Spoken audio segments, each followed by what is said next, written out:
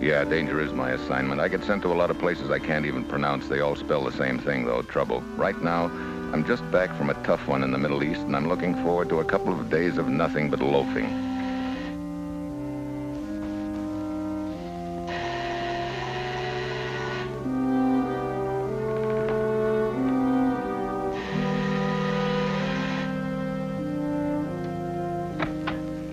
Hi, Steve.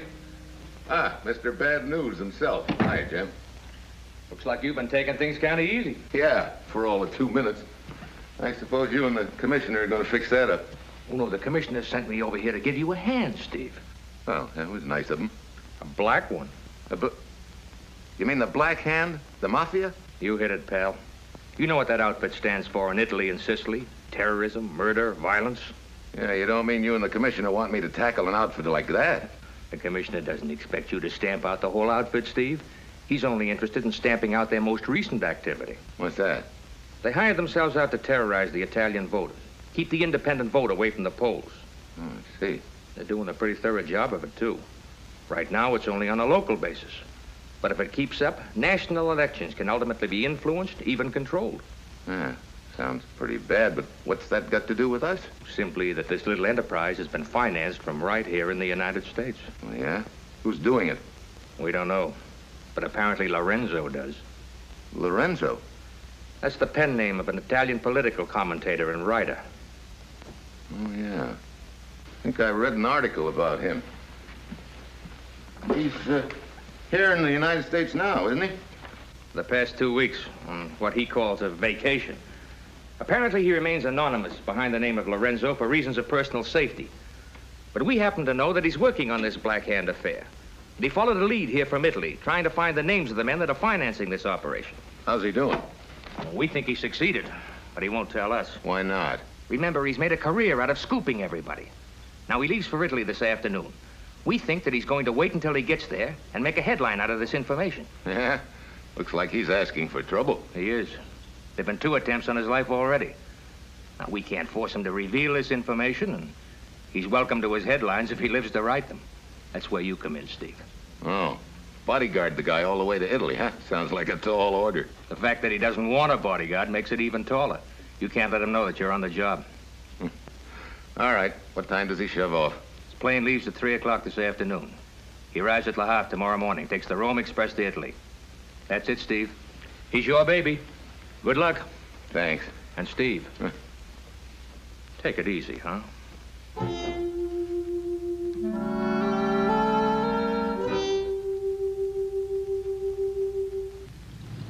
That afternoon at 3, I'm at the airport. Flight 26 is loading. I watch the passengers climb aboard and wonder which one of them is going to try and give me a hand on this deal. The kind of a hand I don't want, the one that's black and has Mafia written on it. Signor Garmati. That's seat number 6, Mr. Miller. Gracias. Lorenzo. Number 8. My name's Howard Matson, but my friends all call me Tex. You can call me Tex too, Honeybug, because I'd sure like to count you as one of my friends. All right, Mr. Matson, that's seat number 20 for you. Thank you. Mitchell, Steve Mitchell. Oh, yes, Mr. Mitchell, we've been expecting you. The party you inquired about is in the seat next to you. That's seat number 7. Thank you.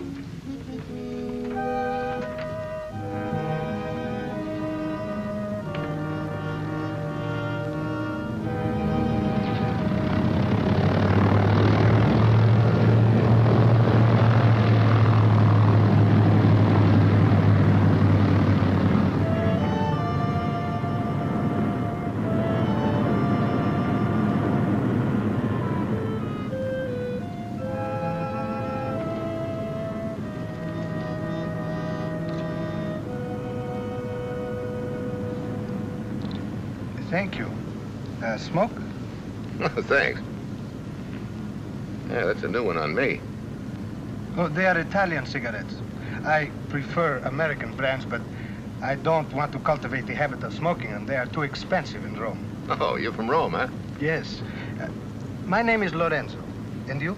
Steve Mitchell, a New Yorker on a Roman holiday. Well, you are taking the Rome Express out of Paris? That's right. Well, we shall be traveling together then. I hope so. Oh, perhaps we can play a little gin rummy to pass the time. Well, thank you, Mr. Lorenzo, but I don't know how to play gin rummy. In fact, I don't know how to play any kind of cards.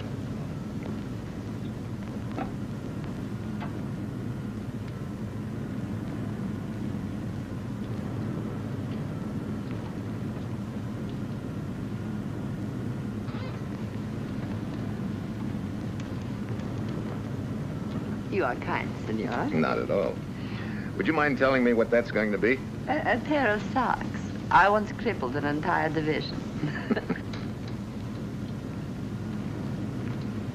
Mr. Gramati is in the lounge. Would you care to sit down? Well, I'll take a rain check. Oh, senor, if you wish to exchange seats, it will be all right.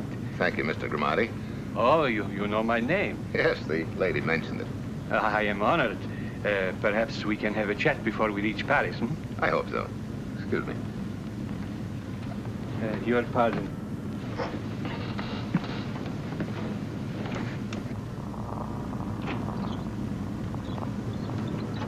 Hello, Joe. You want some... Something wrong? No, New York's trying to get through, but I can't read him.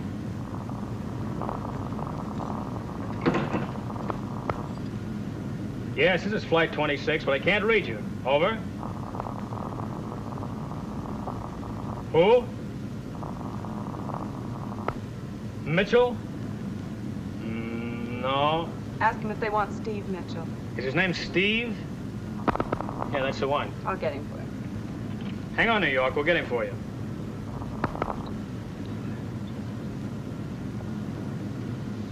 Mr. Mitchell, I have a radio phone call for you. Thank you.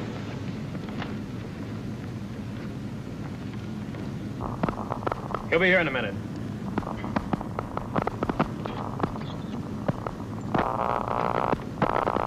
Mr. Mitchell? Yeah. New York wants to talk to you. I can hardly hear what they're saying, but it sounds like some guy named Jim something. Jim Fletcher? It could be. Like I say, the reception's lousy. Flight 26 calling New York, over. Here's Mr. Mitchell. Okay, you're on. Just push to talk, release to listen, and forget the over business. Okay. Hello? Steve? Yeah, Jim? I can hardly hear you. I'll talk a little louder. We just had a flash of a new development on the case. It seems that who's ever after him is on that plane with you. Hey, I can hardly hear him. Can you do something about this thing? Oh, hang on a minute. I'll see if I can clear it up. Hold on, Jim. I can hardly hear you. What you say, Steve? Yeah, that's right. Hey, Jim. Okay, can you hear me? Clear as a bell. All right, start from the beginning, will you? I said there was a new development on the case. We're certain that an attempt will be made to kill a certain party before that plane reaches Paris. Any idea who'll make it? Yes, we're almost positive. Hey, Jim! Jim! Sorry, Mr. Mitchell. Looks like I gummed up the works. Yeah, but good. How long will it take you to fix that squawk box? Now I can't fix it till we get to Paris. Oh, you know that without even looking, huh? Yeah. How long you been operating one of these? Well, it's my first trip with this one, but I've been an RO for 3 years. Uh-huh. And you know enough about it to short it out anytime you want to, huh? I don't get you. I'll skip it. What's your name? Joe Smith, Where you from, Joe? Little Rock. You ever been to Italy? No, I've never been to Italy. And you can lay off the questions. Look, I tried to help you and I flubbed it. I'm sorry. Okay, Joe, skip it. Arrivederci. Arrivederci. Joe, for a boy from Little Rock, you understand Italian pretty well.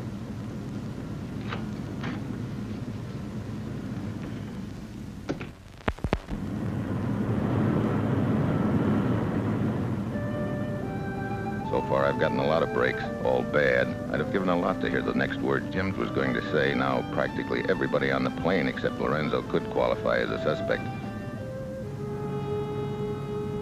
It could be Gramati. He's definitely Italian.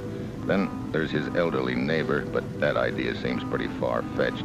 Which leaves Joe Smith, who understands Italian and who cut me off intentionally, or otherwise, just when Jim was giving me the name of my boy. Matson, the touring Texan, there's nothing to implicate him except his Texas accent keeps slipping. So my suspect list is wide open. I decide to keep my eyes the same way. I'm not worried as long as Lorenzo is beside me, but pretty soon that changes.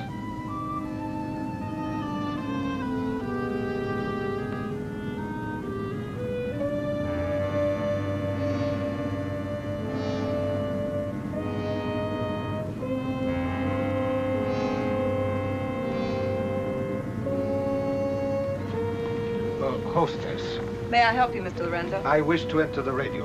Certainly.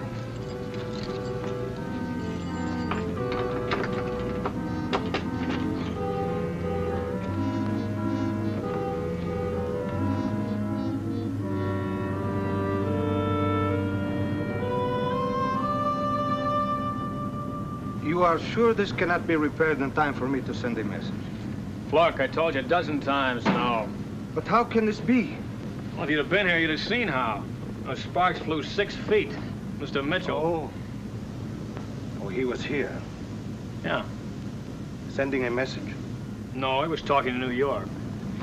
Do you by any chance remember the name of the party? Yeah, it was Jim. Fletcher. Anything else you'd like to know? You will pardon my rudeness. Oh, that's all right, Skip. It wasn't a secret anyway. Did you get your message through? I tried to tell I him. was not sleepy, and since I have made the trip several times, I thought I would come in and talk to the radio operator. Oh, you've made the trip several times, huh? Ever meet Joe here before? No. He is a new one. I see.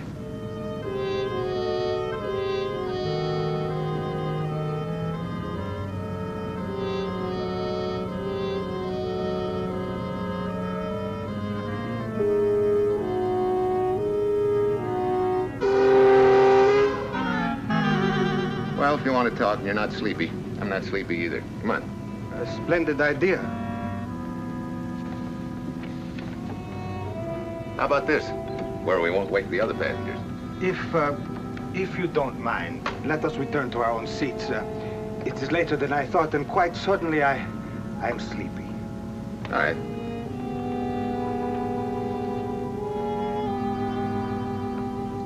Coffee? No, thank you. I keep one eye open the rest of the night, but everything seems quiet. By morning, we're over France. Good morning. Good morning, senor. Did I miss breakfast? Yes. You were sleeping so soundly, I thought I'd not bother you. The stewardess said you can ring if you want some now. Oh, a cup of coffee would be nice. We are almost within sight of Paris. Yeah, we should be landing pretty soon. You weren't the only sleepyhead that missed breakfast. Oh? Who else is sleeping? Mr. Gramati. Gramati? Yeah. What's the matter?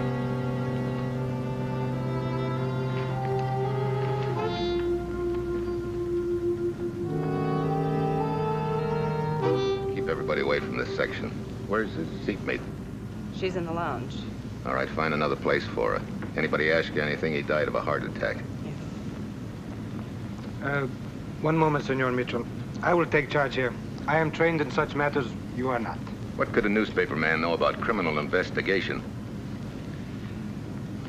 Perhaps this may be of interest to you. Umberto Gramati. Italian... Gramati? Si, Gramati. That was the real Lorenzo.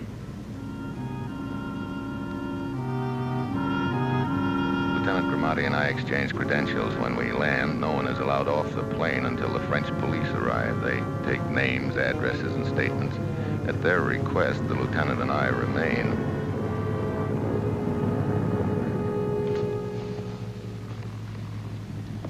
In a few minutes, we will go to the Sûreté. By then, the autopsy report will be ready. Hostess. Here's the passenger manifest you asked for. You may go, mademoiselle. Be seated, please.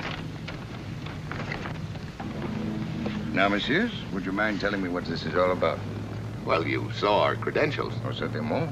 But why were you both interested in the dead man? Lorenzo was a newspaperman who discovered the identities of the Americans who financed the mafia, the Black Hand, in my country. You were assigned by your government to guard it. See. Why did you not then sit beside? He would not permit it. At first, he would not accept any police protection. But then my government decided not to issue him a passport unless he agreed to the exchange of identities. Then why are you here, Monsieur Mitchell? I wasn't informed of the switch of identities. I was guarding the wrong man. My government should have told you of the change. Our mistake cost him his life.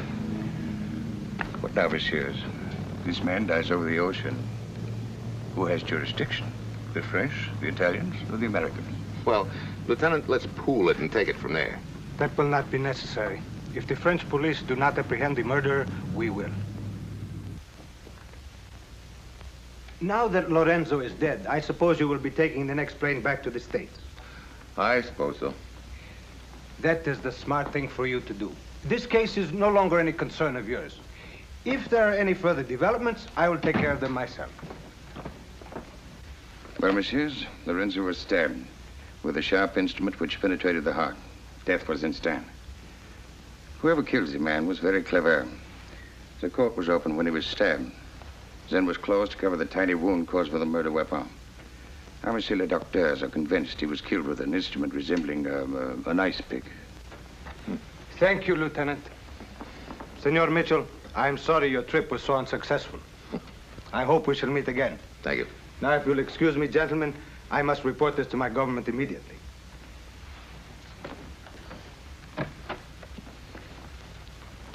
Lieutenant, you got any doubt about that guy?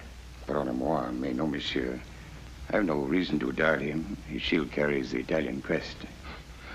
I've seen dime store badges that'd fool a sheriff's office. Well, Monsieur Mitchell, Rome is very pretty this time of year. Yeah. I've got a ticket all paid for. I'll take care of things here. Thanks.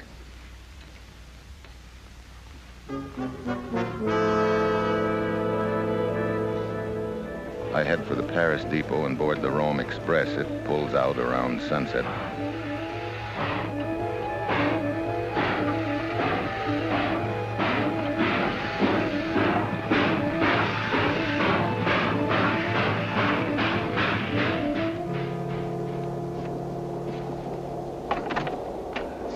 Senor Mitchell, nice Come on, to see you. you. I thought you would be on your way to New York. I am, a long way. You remember our friend from Texas, Mr. Matson? Indeed I do. How are Real you? nice to see you again, Mr. Mitchell. Look, you boys got something to talk about. I'll just, Not at all. Sit down. See, I'm rather curious as to, well, why you're going to Rome. I thought all you Texans were in the oil business. He is in the oil business, Mr. Mitchell. Yeah, I'm probably the only Texan that don't take oil out of Texas. I bring it in. Well, at least that's a switch. You bring oil into Texas. Yeah, olive oil. You see, I'm an importer. Well, now that everything's straightened out, I'd sure like to buy you boys a drink. There's a club car right on back of this one. Wow. Thank you.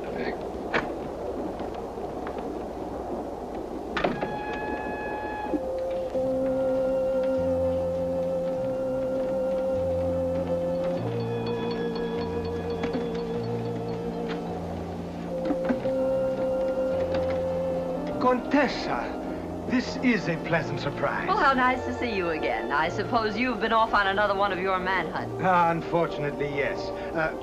Countess Todesca, Mr. Mitchell, Mr. Mitchell? Mr. Matson. Mr. Matson? Well, it's about time we made friends, Countess. Here, I got the compartment right next to yours. We're practically neighbors. You know, all my friends call me Tex, and I'd sure like to have you call me Tex, because I'd like to count you among my friends. Would you do us the honor of joining us? Well, thank you so much for your invitation. I'm sure I'd enjoy talking with you gentlemen, but I'm very tired. If you'll excuse me, I think I'll return to my compartment. And if you gentlemen will excuse me, I think I'll escort the Countess back to her compartment.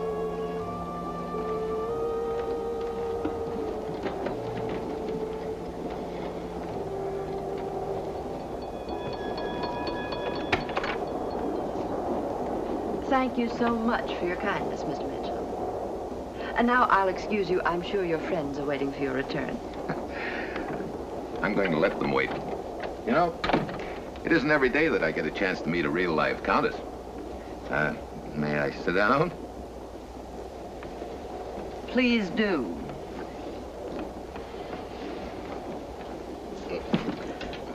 Oh, dear, what have you done? I seem to have stuck myself with something.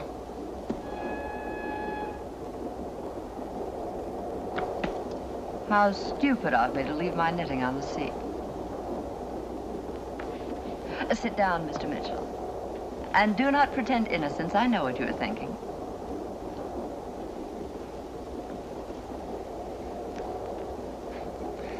You mind if I smoke?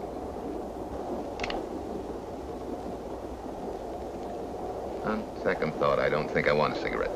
Please be quiet. Now it is I who must think. You'll never get away with it.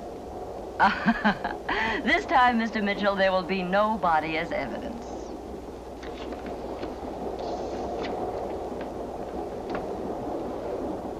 Well, doggone if I haven't left my wallet in my compartment. Oh, please don't bother. I will get these. No, you don't. I'll just step back in the next car and get mine. It'll only take a minute.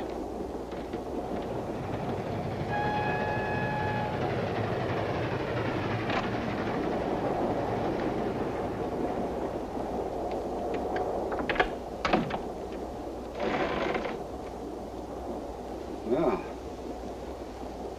This complicates things. What about the Italian policeman? I left him in a club car.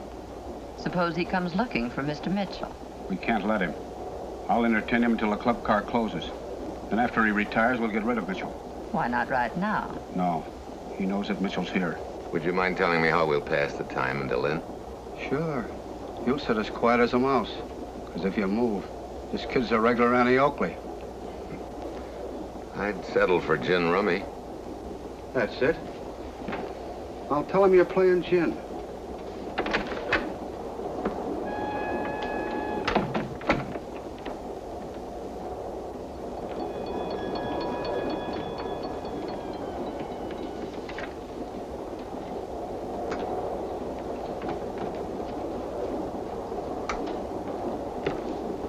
Thank you, sir. The club car is closing. Would you care for something else? Not for me. How about you, Lieutenant? No, thank you.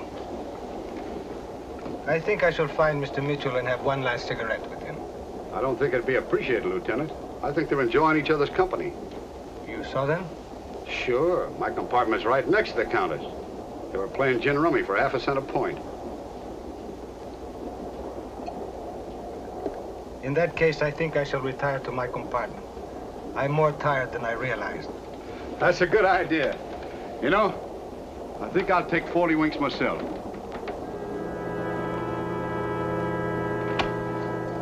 Well? Swallowed it, hook, line, and sinker. Now, as soon as the steward goes by, we'll know the club car's deserted. There's a back door to the club car? Yeah, right behind the steward's pantry.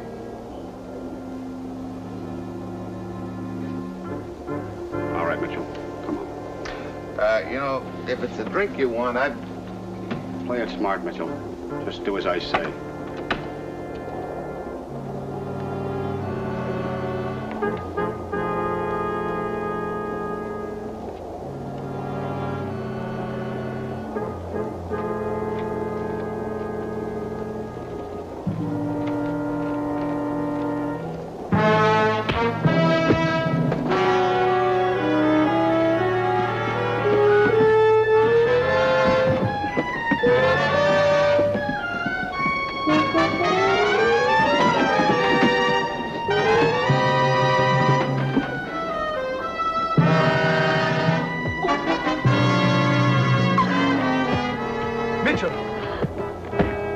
Mitchell, enough.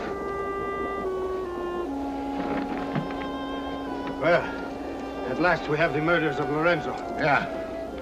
Madsen held him while she stabbed him with a knitting needle. You'll have to prove that. Your attempt on Mr. Mitchell is evidence enough. Tough luck, Tex. Now the Black Hand will have to look someplace else for money to finance their operations. Oh, thanks for delivering my message. Message? I delivered a message? Of course. How else would I have known to come back here to the club car? I happen to know Mr. Mitchell does not play cards. How then could he be playing gin rummy with the Countess? You know, you can get into a lot of trouble gambling, Tex.